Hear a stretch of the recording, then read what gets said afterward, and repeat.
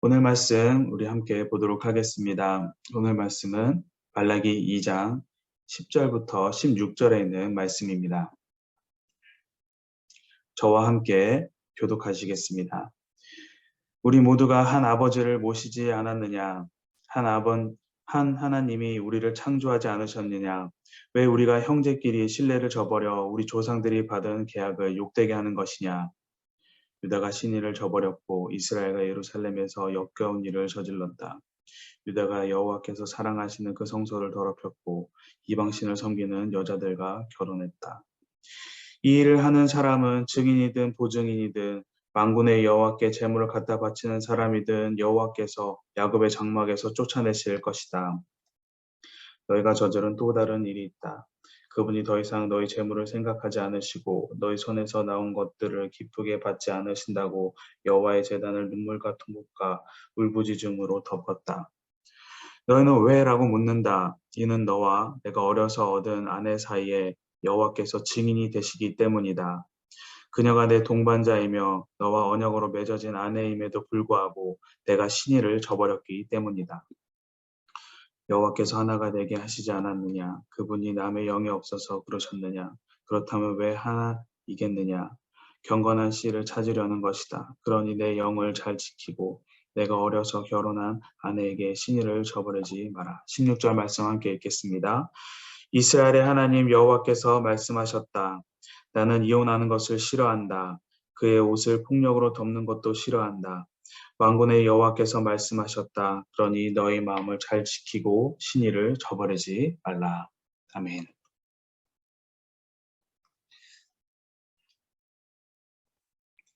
주님의 말씀 가운데 말씀을 통하여서 언제나 여러분들이 주님과 가까워짐을 느끼는 오늘 하루 되시기를 소망합니다. 말라기는 크게 세 파트로 나눌 수가 있습니다. 먼저 1장 1절부터 5절까지 그 이스라엘에게 하시는 여호와의 그 서론적인 경고가 첫 번째 파트이고 그 뒤로 1장 6절부터 그리고 어제까지 말씀인 2장 9절까지 그 타락한 제사장들을 향한 경고의 메시지로 나눕니다.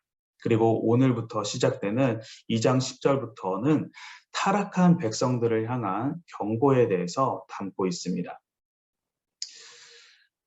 그 중에서 오늘 본문은 이스라엘 백성들이 하나님의 율법이 아닌 그 육신의 정욕을 따라서 하나님이 아니라 우상 숭배자들을 따라 우상 숭배자들과 결혼을 하고 하나님의 그 언약 아래 결혼한 아내와 이혼하는 백성들의 그 성적으로 문란한 모습들을 책망을 하고 경고하시는 모습을 우리가 볼 수가 있습니다. 우리 10절 말씀 함께 읽겠습니다. 우리 모두가 한 아버지를 모시지 않았느냐? 한 하나님이 우리를 창조하지 않으셨느냐? 왜 우리가 형제끼리 신뢰를 저버려 우리 조상들이 받은 계약을 욕되게 하는 것이냐? 10절에서 이야기하는 한 아버지를 모시지 않느냐? 이 아버지는 아담 또는 아브라함이라고 이야기를 하시는 분들이 계십니다. 하지만 말라기 1장 6절에서 말씀하시죠. 날더러 아버지라면서 나를 존경함이 너희가 어디 있느냐라고 하나님께서 말씀을 하십니다. 이 말씀을 따라서 생각을 해보면은 이 10절의 아버지는 하나님으로 해석하는 것이 전체적인 문맥상에 잘 맞는 해석일 것입니다. 그렇게 해석을 했을 때 10절에서 하나님이 한 아버지라는 사실은 이스라엘이 하나님을 공경해야 함을 강조를 하는 문장입니다. 또한 자신들을 창조, 지으셨다라는 사실은 자신들이 완전히 속한, 자신들이 하나님께 완전히 속한 사실을 강조합니다. 그렇기 때문에 그 10절의 이 말씀은 단순한 그 창조 행위만을 뜻하는 것이 아니라 창조를 넘어서 자신들을 양육하고 보호하시는 아버지처럼 하나님께서 우리를 양육하고 보호하고 계신다라는 의미가 이 10절 가운데 포함이 되어져 있습니다. 즉 이스라엘은 하나님의 자녀이면서 하나님 안에서 모두가 한 가족이면서 한 형제임을 이야기를 합니다. 말라기 선지자가 이스라엘이 하나님 안에서 한 가족이고 형제임을 강조하는 이유는 당시 이스라엘의 상황이 10절 뒤편에 보면은 형제끼리 신뢰를 저버리는 상황이었기 때문입니다. 그래서 조상들의 받은 계약을 욕되게 하는 그런 상황이 그들 가운데 펼쳐지고 있었기 때문입니다. 사람이 사람을 믿지 못하면, 사람이 사람을 대할 때 원망과 분노로 대한다면은 그 다음 상황은 불보듯 뻔할 것입니다. 그런데 그런 상황이 한 부모 밑에서 같은 형제들 사이에서 일어나고 있다라면은 얼마나 답답하고 안타까운 상황이었을까요? 이스라엘 백성들은 하나님으로부터 지음을 받은 자들입니다. 이스라엘은 또 신의 산 언약을 통해서 하나님의 백성으로 새롭게 지음을 받아 하나님의 자녀가 된 자들입니다. 그런데 지금 상황은 서로를 신뢰하지 않습니다. 서로를 속이고 하나님께 죄인된 모습을 보여주고 있어요. 우리들 또한 하나님으로부터 지음을 받은 존재들입니다. 하나님의 자녀로 택함을 받았습니다. 예수님의 십자가 사건을 통해서 십자가 그 언약을 통해서 새롭게 지음을 받아 하나님의 자녀가 되었습니다. 즉 이스라엘이 하나님 아버지 아래 지음을 받은 백성이요 가족인 것처럼 우리들도 하나님의 자녀이며 한 가족입니다. 그런데 우리들의 모습은 말라기 때 이 이스라엘 모습과 별반 다르지 않은 모습들이 우리들 사이에서도 보여질 때가 있습니다. 하나님을 아버지로 둔 신앙 공동체 안에서 누구보다 가족같이 지내야 하는 우리들의 모습 속에서 이렇게 나누고 저렇게 나누는 모습들이 있어요. 지역으로도 나누고 정치로도 나누고 학연으로 나누고 또 계급으로도 나누고 하나님 안에서 하나 되지 못하는 모습이 우리들의 그 공동체 안에서 보여질 때가 있는 것이 참으로 안타까울 때가 있습니다. 그런데 더 안타까운 모습은 그렇게 나눠지고 서로 쪼개져 있는데도 그 안에서 회개가 일어나지 않는다라는 거예요. 분명히 입으로는 하나님의 사랑을 이야기하고 주님 안에서 하나됨에 관련된 찬양을 부르고 주님의 말씀을 들으면서 고개를 끄덕거리면서 감동을 받는 것 같은데 삶의 모습에는 전혀 변화가 일어나지 않고 회개가 일어나지 않는 모습, 여전히 하나 되지 못한 모습이 우리들에게서 보여질 때가 있습니다. 신앙 공동체 안에서 서로 마음이 맞지 않아서 뜻이 달라서 갈등하고 다투는 일이 일어나는 것은 충분히 일어날 수 있습니다. 하나님 안에서 하나 되기 위해서 가는 그 과정 중에 일어나는 일일 수 있습니다. 수십 년을 모르고 살다가 만난 사이기 때문에 가능한 일이죠. 그렇기 때문에 그 갈등 안에서 다툼 안에서 서로를 향한 우리는 이해와 배려와 용서가 필요합니다. 그러기 위해서는 하나님께서 우리에게 보여주신 그 사랑의 마음이 우리들 안에 있어야만 할 것입니다. 그것이 우리를 향한 하나님의 뜻이고 이 뜻을 따르는 자가 하나님을 기쁘시게 하는 자일 것입니다. 하나님을 아버지로 섬기며 그 안에서 하나 되는 사랑 공동체, 신앙 공동체가 되기를 간절히 소망합니다. 페르시아 제국을 통해서 하나님께서는 3번에 걸쳐서 이스라엘을 예루살렘으로 귀환을 시켜주십니다. 허락을 해주셨죠. 말씀에 따라서 성전을 재건하게 하셨고 성벽도 재건케 해주십니다. 새롭게 다시 일어나서 하나님을 찬양하고 예배하는 공동체로 서야 하는 이제 그 이스라엘입니다. 하나님을 아버지로 모시는 형제요 가족이기에 더욱더 서로 사랑하고 신뢰해야 하는 이스라엘입니다. 하지만 실상은 그렇지 않습니다. 그래서 말라기 선지자를 통해서 하나님께서는 백성들을 책망하고 계십니다. 당시 이스라엘 사람들이 책망받아야 될 그 죄악된 모습은 공통점이 있는데 바로 하나님의 신의를 저버렸다라는 것입니다. 우리 11절과 14절 말씀 함께 읽도록 하겠습니다. 유다가 신의를 저버렸고 이스라엘과 예루살렘에서 역겨운 일을 저질렀다. 유다가 여호와께서 사랑하시는 그 성소를 더럽혔고 이방신을 섬기는 여자들과 결혼했다. 14절입니다. 너희는 왜? 라고 묻는다. 이는 너와 내가 어려서 얻은 아내 사이에 여호와께서 증인이 되시기 때문이다. 그녀가 내 동반자이며 너와 언약으로 맺어진 아내임에도 불구하고 내가 신의를 저버렸기 때문이다. 11절 그리고 14절에 신의를 저버렸다는 표현을 개역개정에서는 거짓을 행했다라고 합니다. 하나님 앞에서 거짓된 마음을 가지고 살아가고 있다, 행하고 있다는 것이죠. 이 거짓을 행함은 거룩하고 의로우신 하나님께 어떠한 상황 가운데서도 결코 용납될 수 없는 범죄, 제약된 행위입니다. 그리고 이런 이스라엘의 거짓 행위를 성경에서는 표현하기를 역겨운 일을 저질렀다라고 이야기를 하고 있습니다. 오늘 말씀에서 거룩한 하나님 앞에 이스라엘 백성들이 행한 신의를 저버린 이 거짓된 행위를 성경에서는 크게 두 가지를 이야기를 하고 있습니다. 그 첫 번째가 이방신을 섬기는 여인들과 결혼을 하는 것입니다. 우상을 섬기는 이방인과의 그 결혼은 하나님께서 세우신 결혼 제도를 파괴하는 것입니다. 하나님께서는 율법을 통해서 이방인들과의 혼인을 엄격히 금하셨습니다. 이는 혈통의 순수성을 보존하기 위함이 아니라 우상을 숭배하는 그 이방인과의 그 혼인 때문에 그 혼인을 통해서 이스라엘의 신앙의 순수성이 변질되는 것을 하나님께서는 막고자 하셨습니다. 하지만 이스라엘은 하나님께서 세우신 율법을 어깁니다.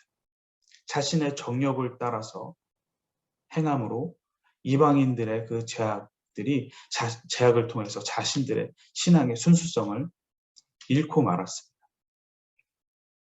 그 신앙의 순수성을 잃게 되면 어떤 모습을 갖게 되는 것일까요?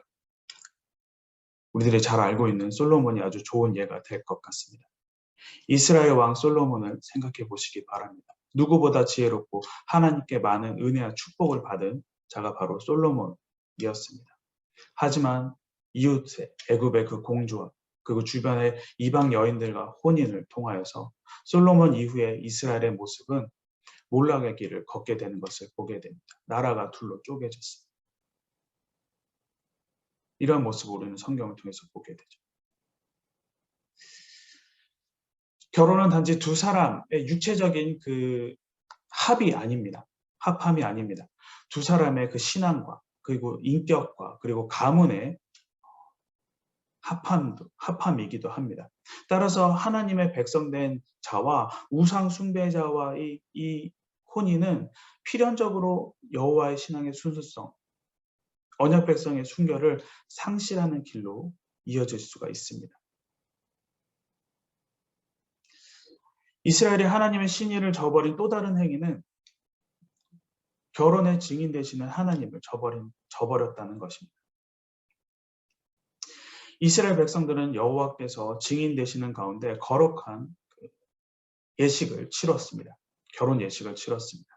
그런데 그렇게 맞은 아내를 자신의 욕심, 자신의 정욕 때문에 부당한 방법으로 쫓아내는 일들이 당시에 비일비재하게 일어났습니다.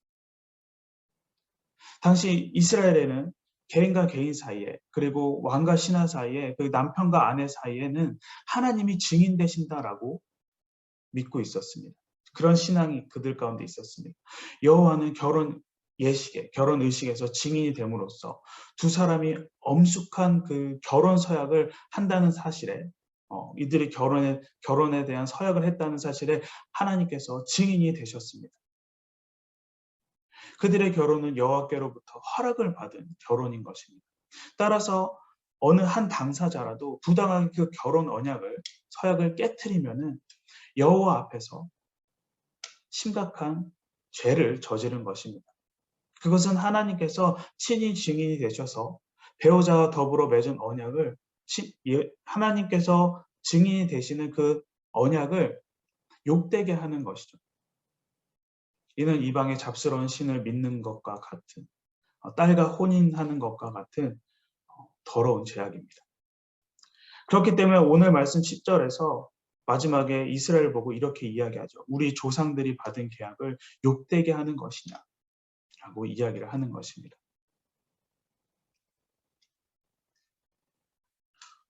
모든 약속이 법적인 효력을 갖기 위해서는 그 약속을 보증하는 증인 또는 증서가 있어야 합니다. 그래서 결혼할 때 많은 사람들을 우리가 초대를 하고 목회자 또는 은사분들을 통해서 주례사를 듣고 그 앞에서 결혼 서약을 합니다. 모든 사람들 앞에서 우리가 부부가 되었음을 선포하고 그 결혼이 잘 이루어졌음을 증명을 받습니다. 이는 결혼이 단순히 당사자 두 사람만의 일이 아니라 증인을 요구하는 법적인 일이라는 것을 보여주는 것이기도 합니다. 결혼은 태초에 하나님께서 세우신 제도입니다. 그렇기 때문에 결혼하는 모든 사람들의 증인이 되시는 분은 하나님이십니다. 비록 앞에 보이는 사람들은 친척들이고 친구들이고 주변 사람이지만 그 뒤에는 하나님께서 증인이 되어 주십니다. 이렇게 하나님께서 증인이 되어 주셨는데 이혼을, 그것도 타당한 이유 없이 단지 자신의 욕심과 탐심으로 이혼을 한다. 그것은 증인 되신 하나님을 욕되게 하는 것이죠. 결혼 제도를 만드신 하나님을 무시하는 죄악된 행위입니다. 이 이혼에 대해서 이것이 죄다라고 이야기하면은 많은 분들이 하나님께서는 그것을 허락하셨다라고 이야기를 합니다. 성경에서는 허락을 했다라고 이야기하죠. 우리 신명기 24장 1절 말씀 제가 읽도록 하겠습니다. 만약 한 남자가 어떤 여자와 결혼을 했는데 그가 여자에게 부끄러움이 되는 일을 알게 돼 마음으로 싫어지게 되면 그는 이혼 증서를 써서 그 여자에게 주고 자기 집에서 내보내야 한다. 비록 모세의 율법이 이혼을 제한적으로 허용을 하지만 그것은 인간의 완악함으로 인하여서 약자된 자들을 보호하기 위한 규례입니다. 하나님께서는 이 이혼을 흔쾌히 허락을 하신 것이 아닙니다. 그런데 이스라엘 백성들은 이 모세의 율법에 본래 의도와는 상관없이 그 법을 악용해서 이혼을 남발을 하고 있습니다. 우리 16절 말씀 함께 읽도록 하겠습니다. 이스라엘의 하나님 여호와께서 말씀하셨다. 나는 이혼하는 것을 싫어한다. 그의 옷을 폭력으로 덮는 것도 싫어한다. 만군의 여호와께서 말씀하셨다. 그러니 너희 마음을 잘 지키고 신의를 저버리지 말라. 말라기 당시 이스라엘 남자들은 아내에게 아무런 잘못도 찾을 수 없는데 단지 그들이 늙어서 매력이 없어서 다른 이방 여인이 생겨서 이런 부당한 이유로 아내를 미워하며 강제로 이혼을 하였습니다. 어려서 맞이한 아내와 부당하게 이혼하는 그 과정 가운데 남편의 폭력이 행해지기도 하였습니다. 이스라엘 백성들이 어려서 맞은 아내와 이혼을 하고 이방의 그 우상을 섬기는 여인들과 결혼하는 것은 그들이 자기 마음을 지키지 못하였기 때문입니다. 아내에게 불성실하게 대하는 것이었습니다. 율법의 그 의도와는 달리 자기 만족을 위해서 그 율법을 해석을 하고 그것을 통해서 자기를 속이고 감추는 거짓된 행위입니다. 무엇보다 그 영을 하나로 지으신 하나님 뜻에 어긋나는 죄를 짓는 것이죠. 안타깝게도 이런 그 율법의 본래 의도를 모르거나 악용하는 것은 당시 이스라엘 사람들뿐만 아니라 이 시대를 살아가는 크리스찬들도 그 하나님의 의도를 잘 모르는 것 같습니다. 그래서 성경에서도 이혼을 허락했다라고 당당하게 이야기를 하면서 하지만 여러분 그러한 이혼은 그 결혼의 증인 되신 하나님을 욕되게 하는 것입니다. 하나님께서 미워하시는 행위. 이를 여호와께서 너무나도 싫어하시고 혐오하신다고 분명히 말씀을 하십니다. 가정은 하나님의 그 창조 원리에 따라서 세워진 사회 제도입니다. 부부를 중심으로 혈연 관계자들이 함께 살아가는 그 가정은 이 시대의 가장 작은 공동체이면서 사회를 구성하는 기본 단위가 됩니다. 그리고 우리는 이 가정이라는 공동체를 통해서 태어나고 그 가운데서 살아가게 됩니다. 그리고 가정을 통해서 사랑을 받고 양육을 받고 보호를 받습니다. 이런 가정의 핵심이 되는 것은 바로 남편과 아내, 부부입니다. 하나님께서 우리에게 가장 먼저 허락하신 공동체인 이 가정, 그리고 그 시작이 되는 부부의 관계를 주님 안에서 잘 지켜나가시는 우리 모두가 되기를 주님의 이름으로 간절히 소망합니다. 오늘 말씀 통해서 말씀 가지고 우리 함께 기도하도록 하겠습니다. 오늘 말씀 가지고 우리 함께 기도할 때에 하나님을 아버지로 둔 공동체 안에서 세상적인 쪼개짐, 나눔이 이뤄지지 않기를 소망합니다. 주님 안에서 서로를 이해하고 포옹하는 그 사랑하는 신앙 공동체가 되게 주시옵소서. 하나님께서 세우신 부부 관계 가운데 인간의 정욕과 탐심이 들어가지 않기를 원합니다. 주님께서 허락하시고 증인되어 주신 이 부부 관계를 부부들 서로가 서로 존중하고 소중히 여기게 해달라고 우리 함께 기도하도록 하겠습니다.